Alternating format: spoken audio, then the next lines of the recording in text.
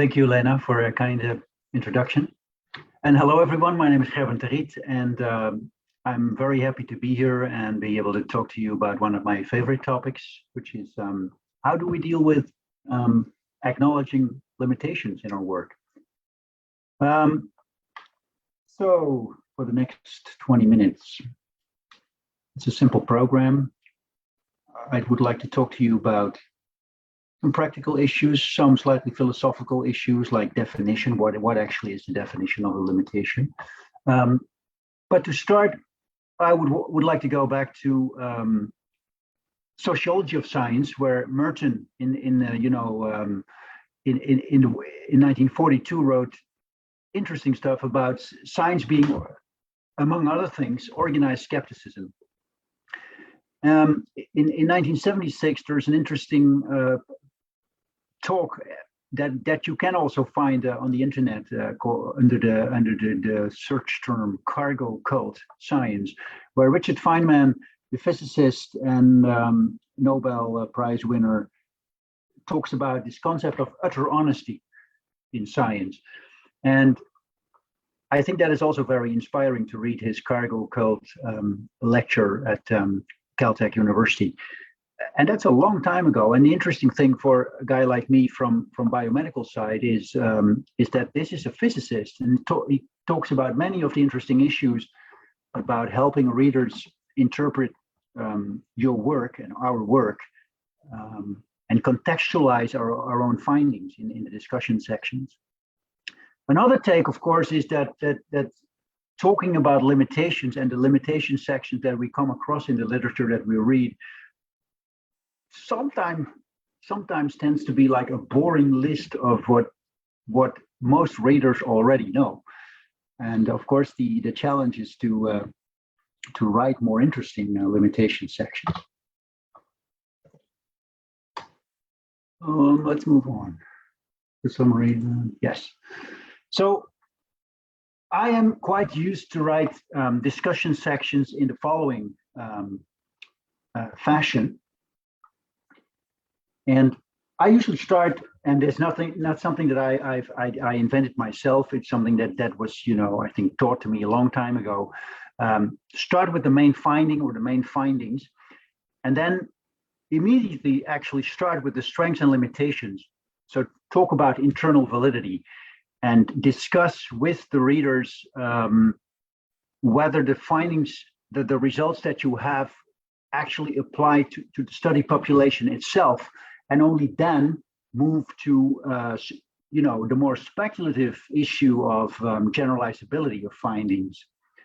And then we have sections like meaning in light of relevant literature, which is quite a challenge because you have to be on top of the literature. And I think increasingly we are not on top of the literature because we are in a lot of hurry to publish. That is at least what I see around colleagues that I work with. Then I have a section on implications for practice, and sometimes there are no implications for practice. Therefore, I write if any. And then there's usually implications for future research, and I think that also can usually be quite a bit extended. And then sometimes we end with a conclusion that in my philosophy may be a bit more personal than the main findings. Today I focus on the limitations. So that is a small section within the discussion section. And now the question is whether we are using that section as a dispassionate examination of evidence, as Doherty wrote back in 1999 in the British Medical Journal, and whether we use organized skepticism, one of the main cornerstones of science in general, and whether we are prepared to apply some utter honesty about the things that went wrong, perhaps went wrong in our research. I have an early interest in this topic. My PhD thesis was published in 1994. That's an awful long time ago. And we were short of one chapter, and we decided to focus one chapter, actually one paper, completely to the limitations and the problems that we encountered in the randomized trial that was the main part of my thesis back then. And so in a way, it was like a complete paper devoted to the limitations of of that work.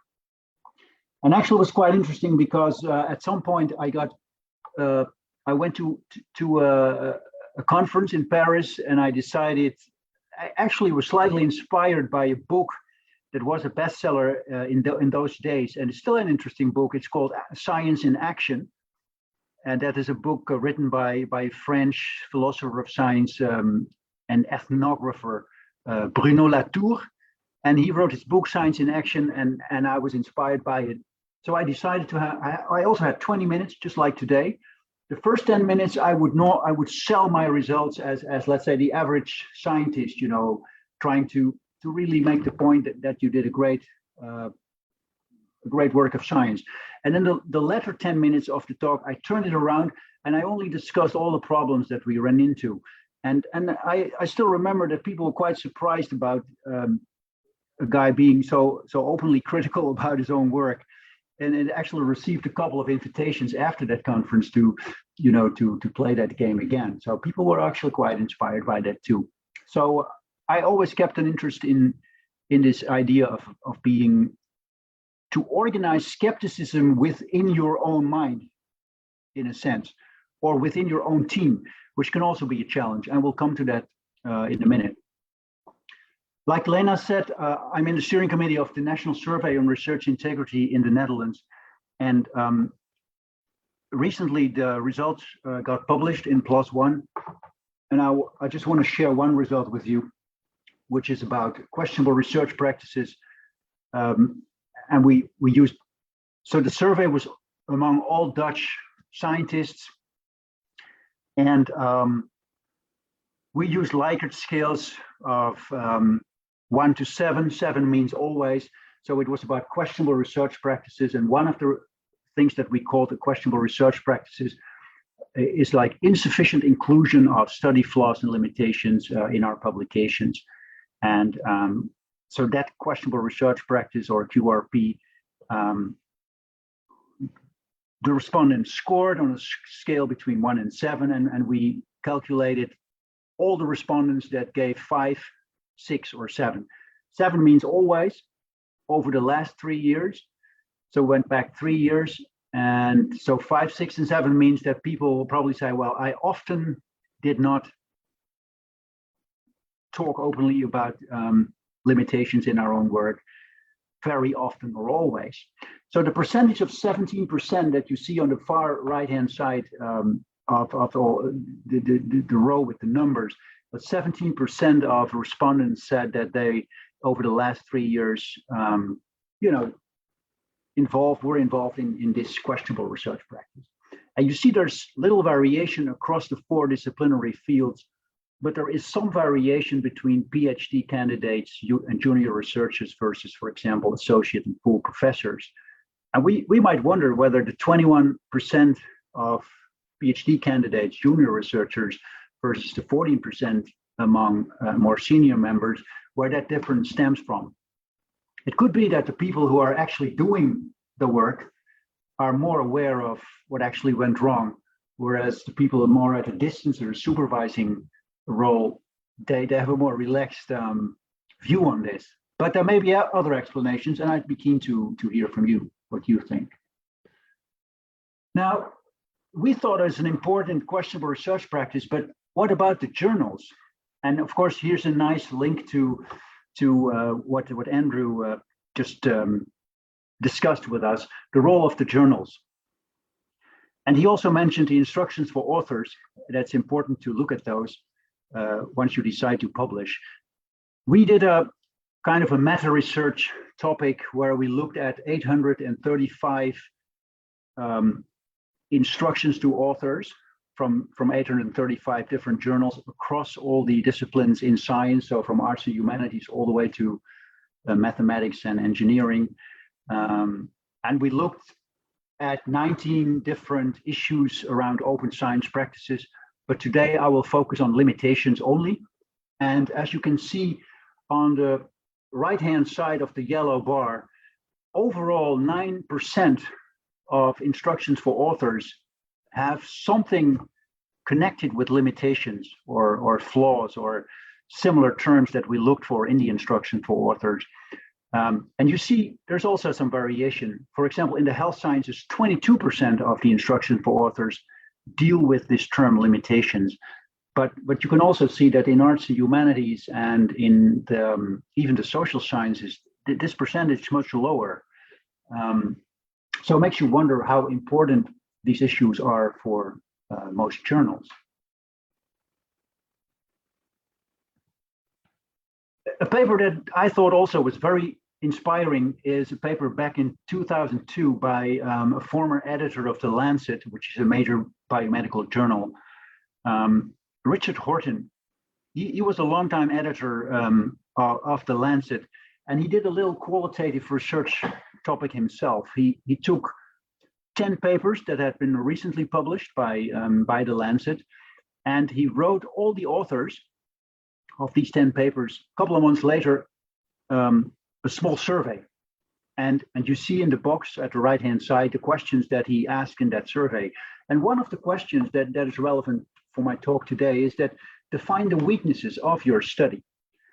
And so in a nutshell, what he found is that interviewing all authors of these papers several months later, he found that important weaknesses were often admitted by these authors on direct questioning via the survey, but they were not to be found in the publication at all. So he was quite surprised by that. And actually, I was surprised too. It's a small paper, only 10 different publications that he dealt with, but still a nice paper to read. Going back to the title of my talk, All That Glitters Isn't Gold, we did back in 2017 a survey where we took 300 papers from the biomedical literature and just by hand, by reading, looked at the number of limitations that were, the number of papers that had limitations in the discussion section. 27% didn't mention any limitations, and in the other 73, a median of 3 were discussed. And interestingly, 5% mentioned a limitation in the abstract. As you may know, in 2004, the Annals of Internal Medicine took the decision that you had the obligation to mention at least one limitation in your abstract, which I think was an interesting decision by an editorial board. What about the true limitations? That's another topic. I won't have time to do that, but maybe we discuss it later if there are any questions about self-acknowledged limitations versus the true limitations. And then in 2019, we did a little project with a student of mine because in the meantime, with great help of Halil Kılıçoğlu, an American programmer and linguist at the National Library of Medicine, we could automatically detect sentences in the discussion sections that had something to do with self-acknowledgement of limitations. And so we used that software to do a comparison between the manuscript as submitted and the publication belonging to that manuscript as it appeared in the literature, and just running the software across these papers, we found that that the effect on this little issue due to peer review and editorial handling, there was an effect, it was quite modest. So in the manuscripts, there were 2.5 sentences on average in about self-acknowledgement of limitations, whereas in the publications, this went up to 3.9. So it's an increase of 1.4. If you look at it in a more intuitive way, looking at proportions, we found that 55% of manuscripts mentioned at least one sentence in the limitation at submission. And that went up to 69 after editorial handling and peer review. So there is some effect of peer review because there is also a lot of people that are so skeptical about any effects of peer review that this piece of evidence at least shows that it can do some good. And then moving to my one of my final slides, quantitative bias analysis. I think that is also an interesting topic because if we look at self-acknowledgement of limitations, it's a qualitative process. We use some words and we say, well, maybe it's a limitation, maybe not. But there are some interesting developments that take a more quantitative look. there is a book at my bookshelf back from 2008 from a guy called Lash. And he said, move the debate among stakeholders from the realm of qualitative criticism, which he thought was often heavily influenced by politics and polemics, into the realm of quantitative analysis. And now this has been taken as a major step further by people like Young and Stewart, who developed a tool called BOBA, and they call it multiverse analysis. And their philosophy is that we have to try and reduce the asymmetry of information between the analysts on the one hand and the readers on the other hand, and to be more transparent and show what the possible estimates are. So in the top right-hand corner, you see that different analytical decisions during data analysis can follow different paths. And there may be situations where you follow the same path and you come to the same conclusion, but there may be other situations where you follow a path that it would be very possible and come to a different conclusion. Now, the interesting issue about multiverse analysis, or what others call vibration effects, is that there are sometimes thousands of different decisions that you could make in theory. And so the idea is that these software tools will support you to visualize all of those possible outcomes of your research. So that is a very quantitative approach to limitations. And that brings me to the final slide, questions remaining. I think one of the main questions is, what is the aim of writing at all? Do we want to inform people? Do we want to convince people? Do we want to inspire them or activate them? Usually it's a mix of things. The second question is, do expert readers need any self-acknowledgement of limitations? Because if you are on top of the content, the biological content or whatever science you are active in, and you are an expert in methodology, you can figure out the limitations yourself. The only thing that you cannot know as a reader is the things that were protocol deviations. I think the author have to be transparent about those, because even if you have the protocol and the publication next to each other, the protocol violations and deviations, you need to get the information about those as a reader to be fully informed. You could also take as a fourth issue, let others judge what the limitations are. And for example, the registered reports approach is one approach to that, to invite comments before even doing the study, collecting the data. And the fifth point is, I think, interesting, is create a typology by research design. For example, I took from the book by Hernan and Robbins about causal inference in observational data this slide. The validity of causal inference requires, for example, 5 conditions. And in a limitation section, you could insist people, saying some useful things about these 5 issues. But for other kinds of research, you may need different topics to discuss. And then finally, like I said in the previous slide, rely on multiverse analysis, vibration of effects, or multi-analyst approaches to take a more quantitative look at what the real limitations are in a quantitative sense. And with that, I thank you for your attention, and going back to Lena.